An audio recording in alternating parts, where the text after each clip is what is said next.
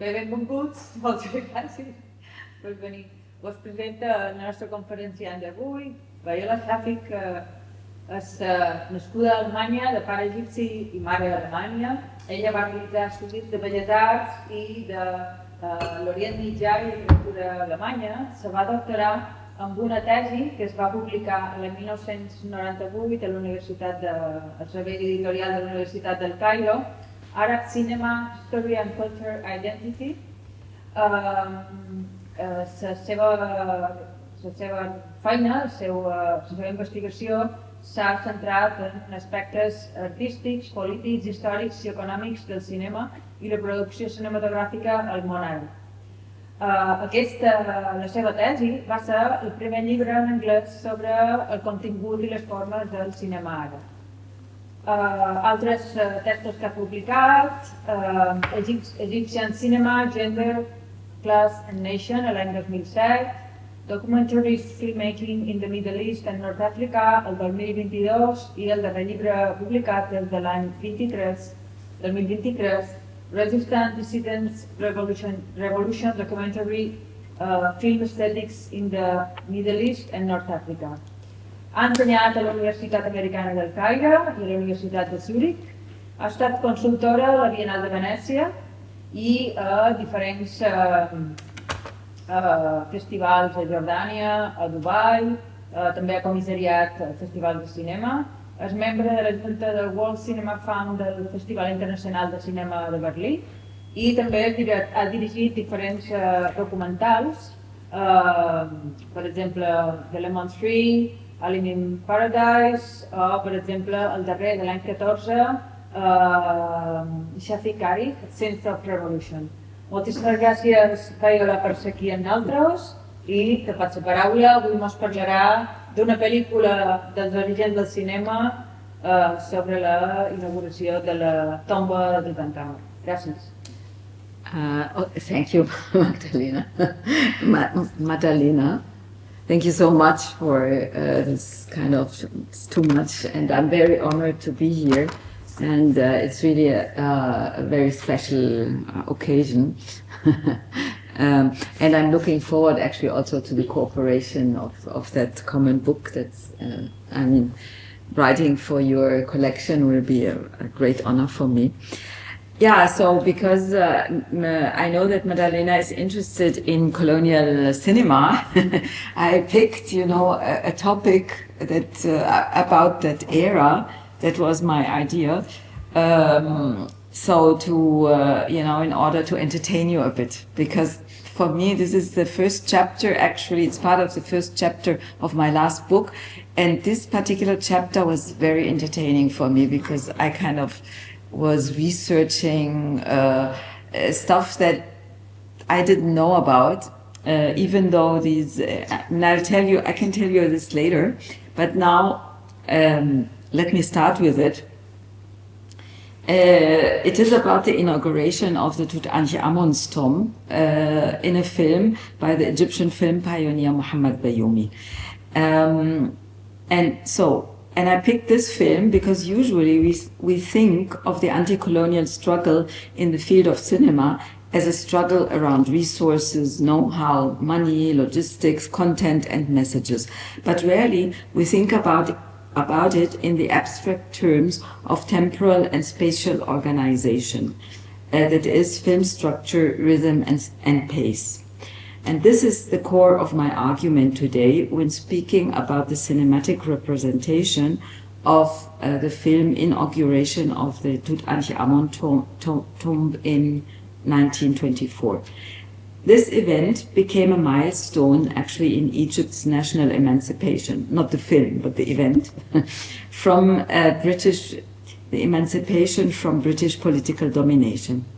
At the same time, it marked also the first attempts to produce native non-fiction films, including newsreels, and I will come back to that later. Now, let me just show you the film by Mohammed Bayoumi. Hopefully I can kind of access this in a way. Wait. I thought I'll show you the film first, so we have the fun part first. Oh, yeah. Oh no, this is not the one. Yeah. No. No. Sorry. It's here? No, the film I downloaded. How can I find it? Sorry. The film I downloaded. Yeah, so maybe. We need to exit this. Sorry. Yeah. Oops. Here it is. Okay. So this video is a bit difficult to show because usually didn't we. Why does it want now? Don't know. Excuse me. What?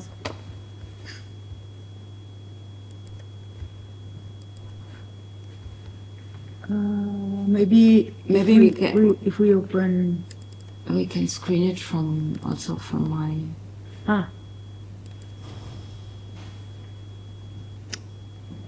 Sí, obrir. Yeah, obrir.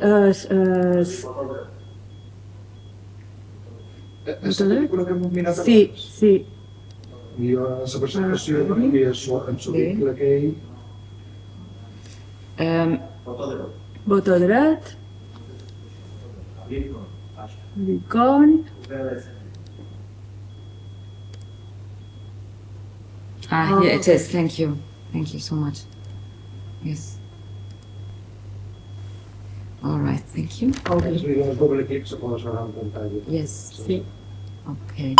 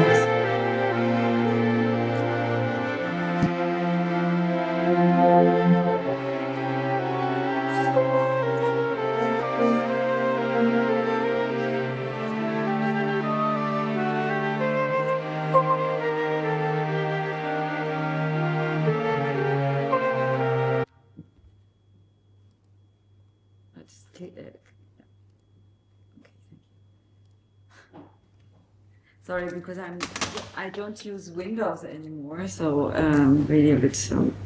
Well, later I will show you a British newsreels in comparison, and I will also explain more about this film because it's pretty enigmatic when you see it that way. But there will be details to be later explained.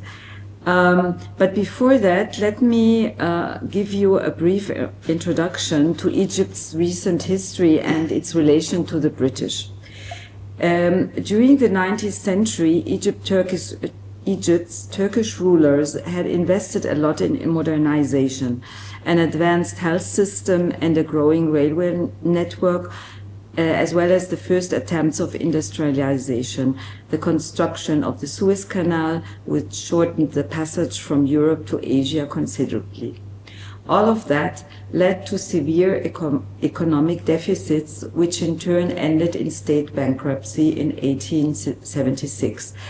The divestment of the Egyptian shares in the Suez Canal increased European and particularly British interventions and eventually led to the British invasion in 1882.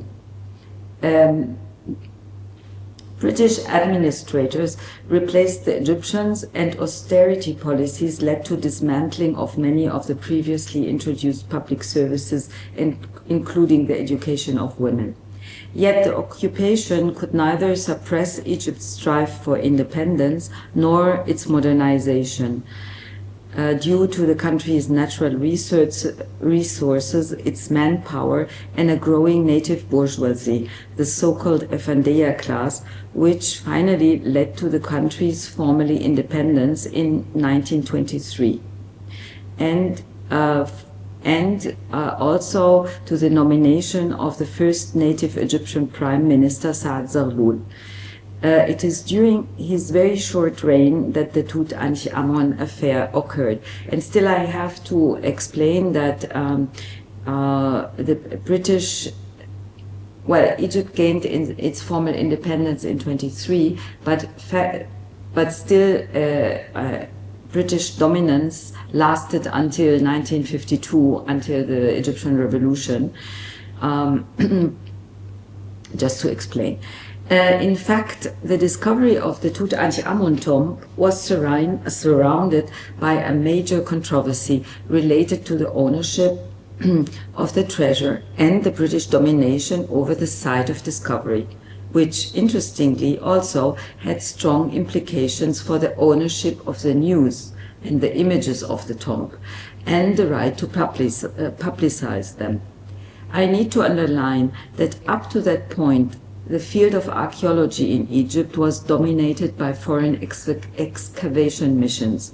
Even the head of the Antiquities Service of the time was still a Frenchman, a fact that remained unchanged until the 1930s.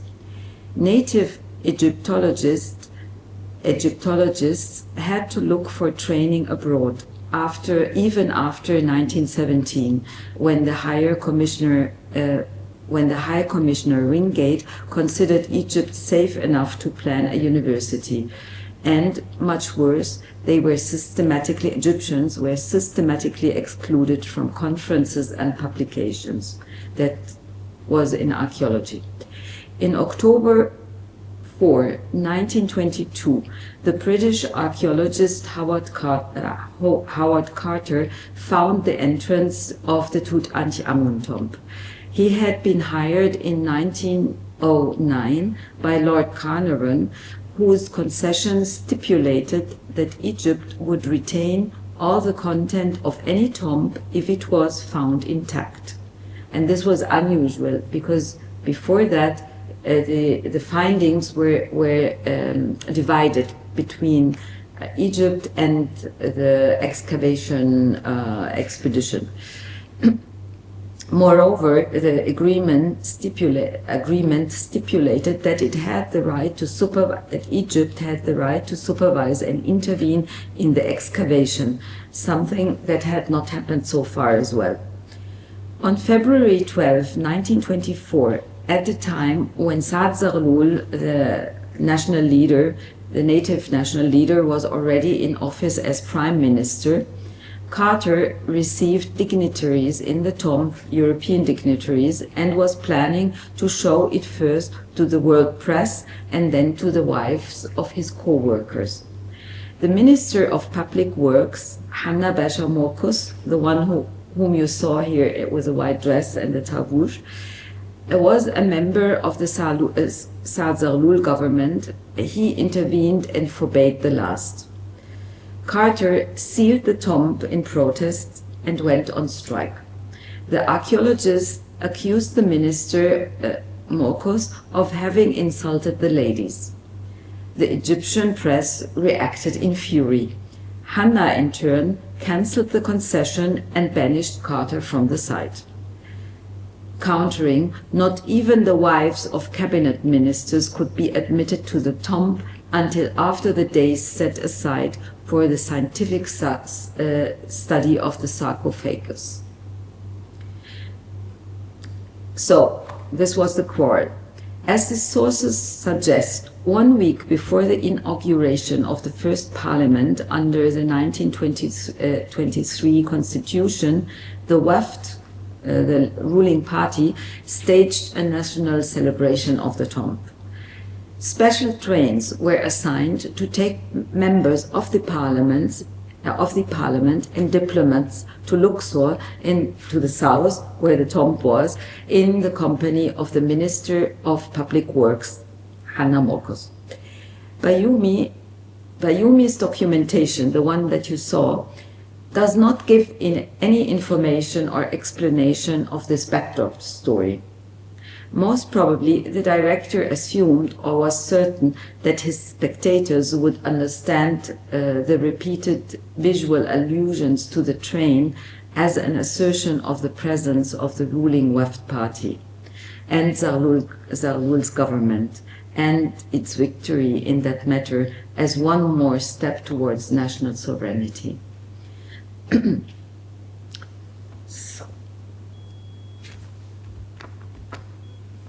Here you see the train again. The victory was furthermore a victory for the press, inasmuch as the nationalization of the tomb had initially started with a dispute over media coverage. Lord Carnarvon ignored the Egyptian press and gave the exclusive rights to report on the opening of the tomb to the British Times. Releases to the local press were allocated only one day after. Al-Liwa, the paper of the Watani of another Egyptian party, protested angrily, accusing Carnarvon of mercantilism. How many millions of pounds or even piastres will enter the pockets of Lord Carnarvon? Do not forget the prices of photographs and cinema films and all propaganda materials. This makes the film we saw even more interesting, but we need to discuss its special form and its quality later. For in fact, it is this very same period in which the first signs of Egypt's local film industry took shape, even though the country had developed a vibrant movie-going culture long time ago. The first films or movies were screened in Alexandria in Cairo almost right away after the invention of cinema by the Lumiere brothers in 1885. In 1906, the first movie theaters were already established, and by World War I, the first local short films had been shot. What you can see here is a film there are many, but a film program of one of the commercial movie theaters in Cairo, Sal Klibia. And as you can see, there are the prices, but also the announcements are in Greek and in Arabic, and and in French, but not in English. And most of the programs were not in English. They used all these languages, but none of them used English. So, okay, in 1927, the first full-length feature film by native filmmakers was shot and was released in cinemas, leading to the following 6 to 7 years to the development of a full-fledged film industry with studios, film labs, sound industries. In 1933, the first Egyptian musical was exported to the neighboring countries. And by the end of the 1940s, the annual output reached up to 50 features a year, apart from short documentaries. Now, what about Mohammed Bayoumi, our film pioneer, who had made the film that we just saw? He's in fact considered to be one of the first native Egyptian filmmakers. He started his career first of all with newsreels and documentaries in 1923 and made 2 short fiction films before he stopped making films altogether. Bayoumi was born into a trader's family in the provincial town of Tanta. After studying at the military academy, he became lieutenant, but as the story goes, was dismissed in 1918, most probably because of his rebellious nature. In 1919, he went to Germany and Austria, where he acquired some training in filmmaking, bought his own equipment, got married, and came back in 1923 to establish his Amun Film Company in Cairo. In fact, his films were thought lost for a long time. A few of them resurfaced only in the late 1980s, thanks to filmmaker and researcher Mohammed al-Qalyoubi, when making a documentary about Bayoumi. In the process, al-Qalyoubi got hold of a number of old film reels, which had been discarded under the staircase of the building in which Bayoumi's family resided in Alexandria. This is how some of his films have been made accessible. So his most probably very first one that he shot with his camera.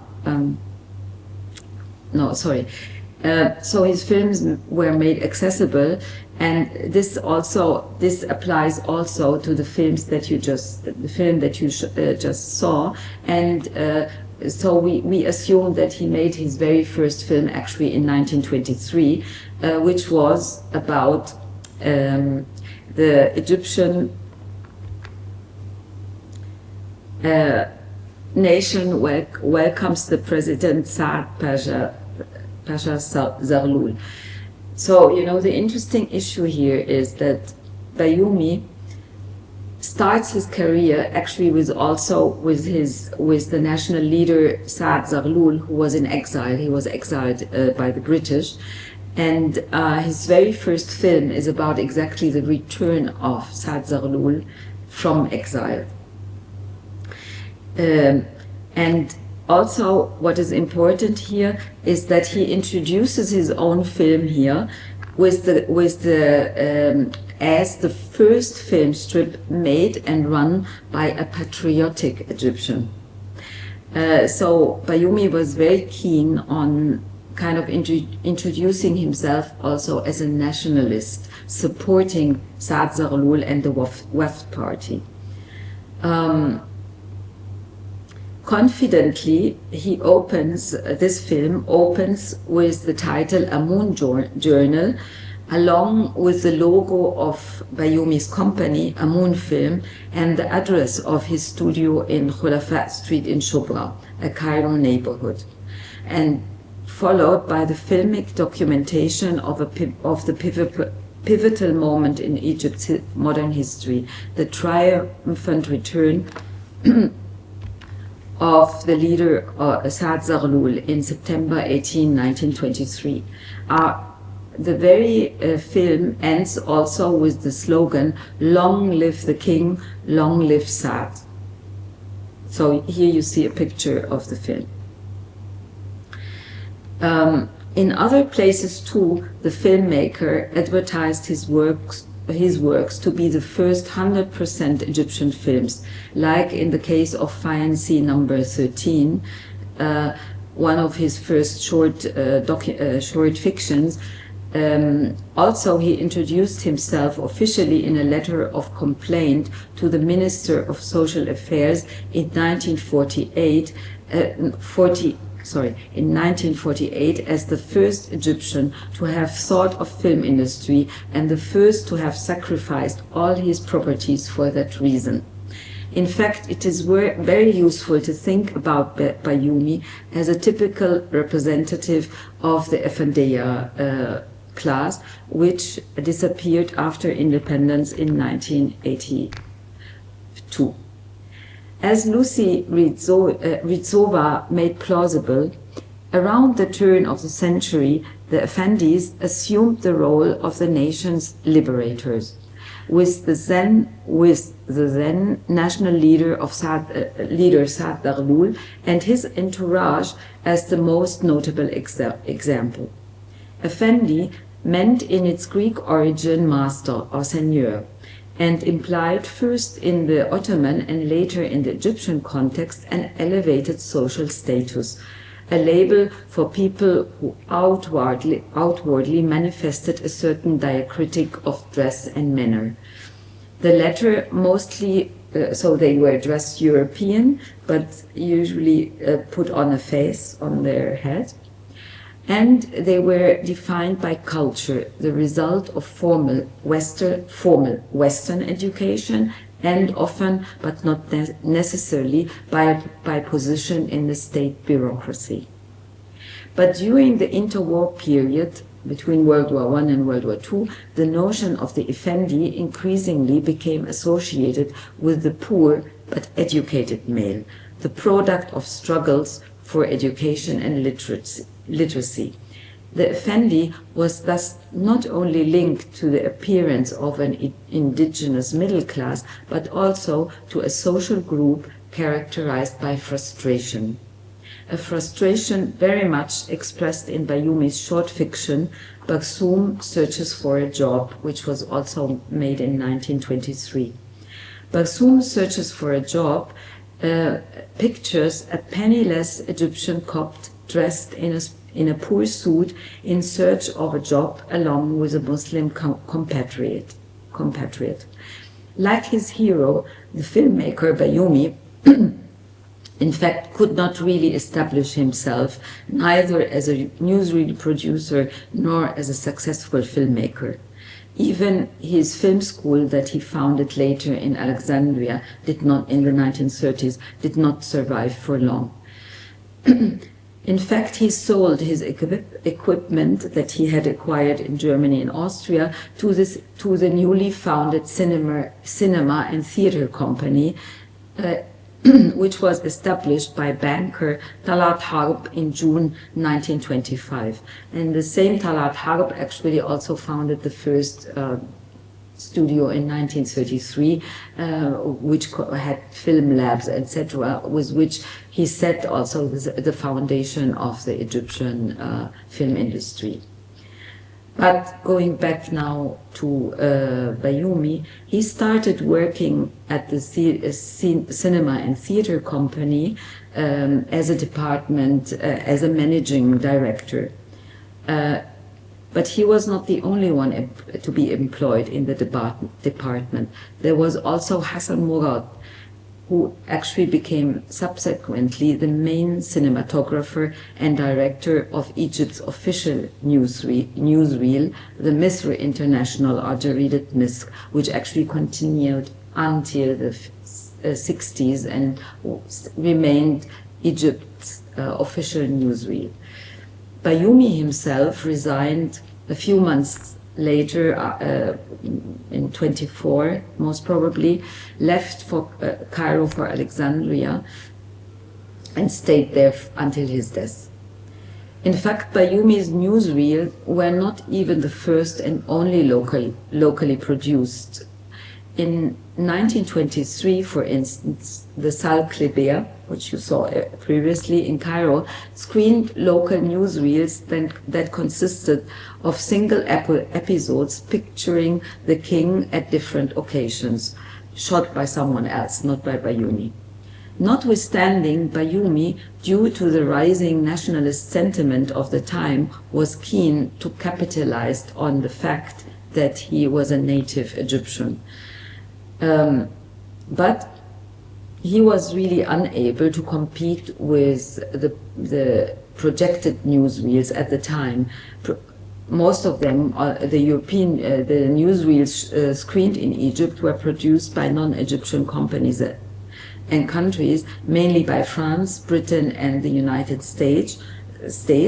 And the names of these newsreels were like British Bioscope Chronicle, the French Gaumont Actualité, the British Government Official Weekly Topical, or the British Budget Topical. These were the ones that were usually screened. So now I show you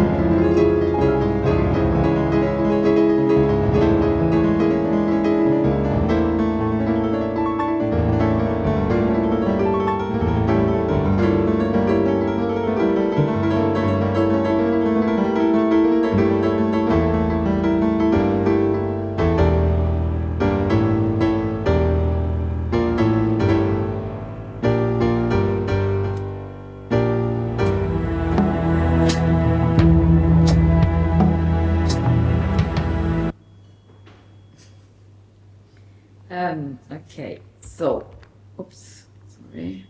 Oh, here we go.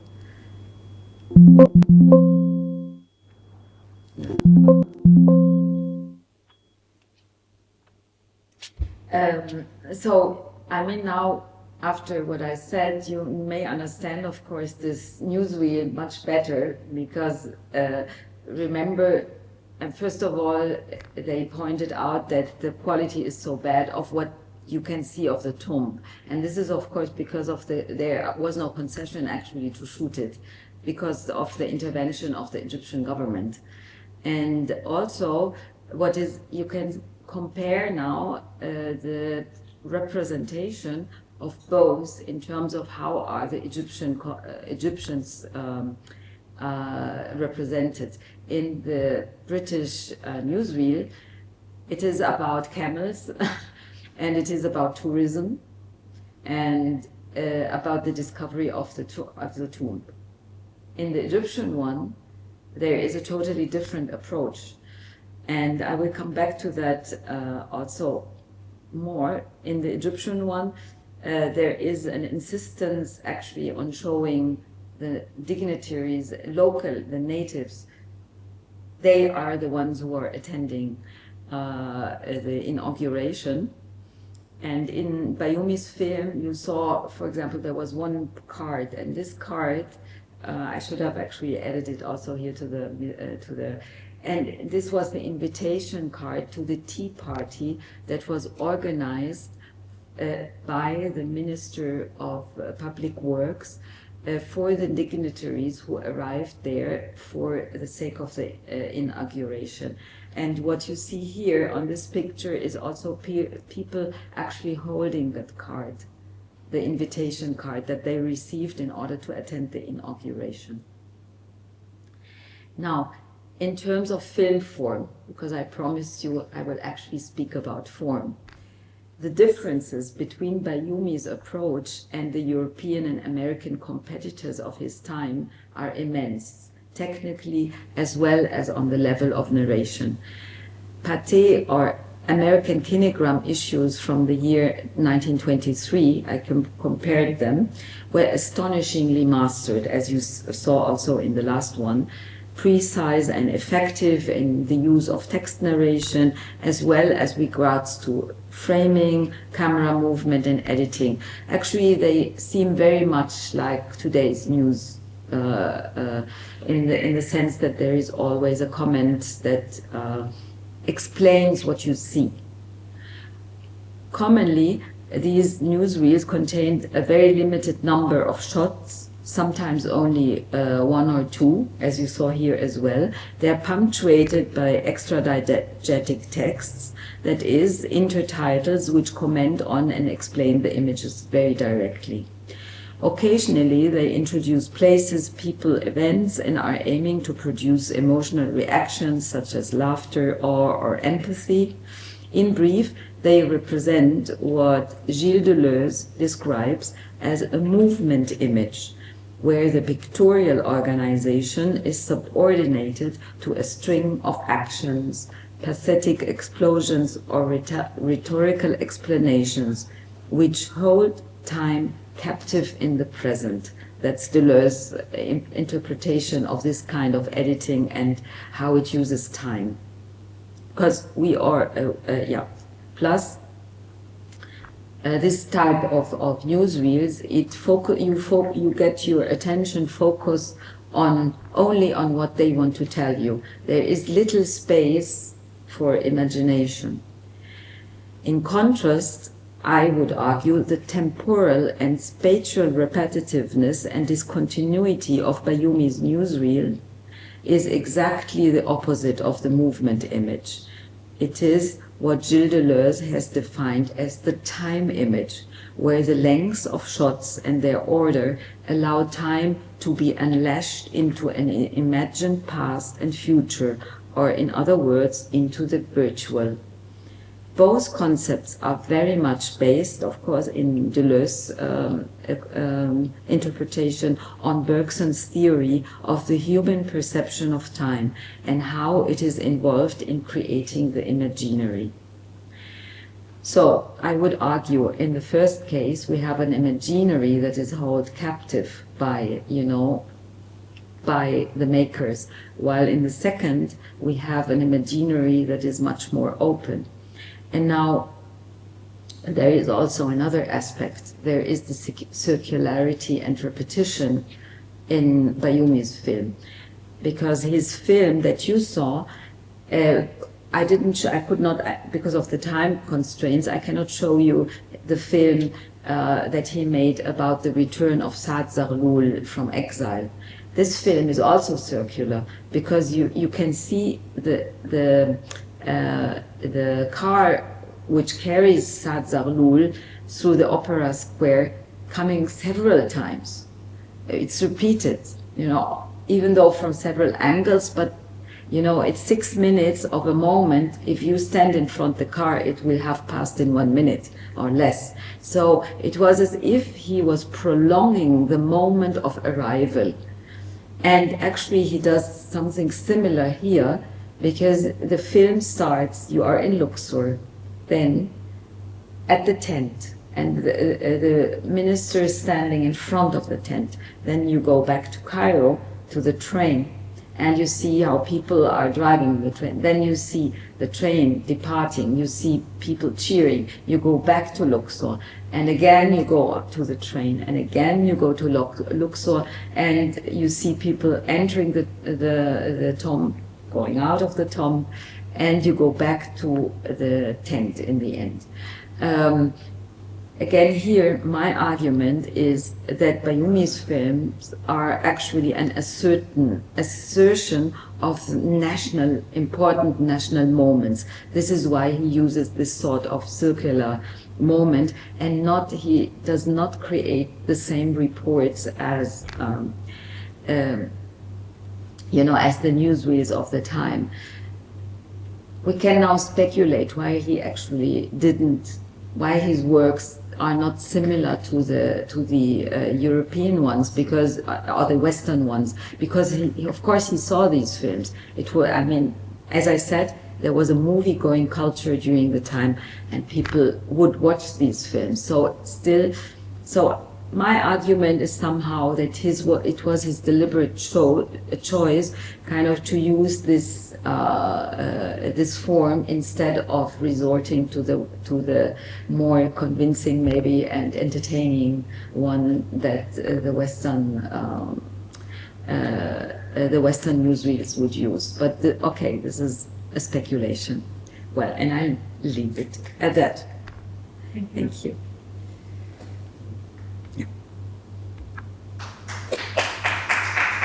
Thank you.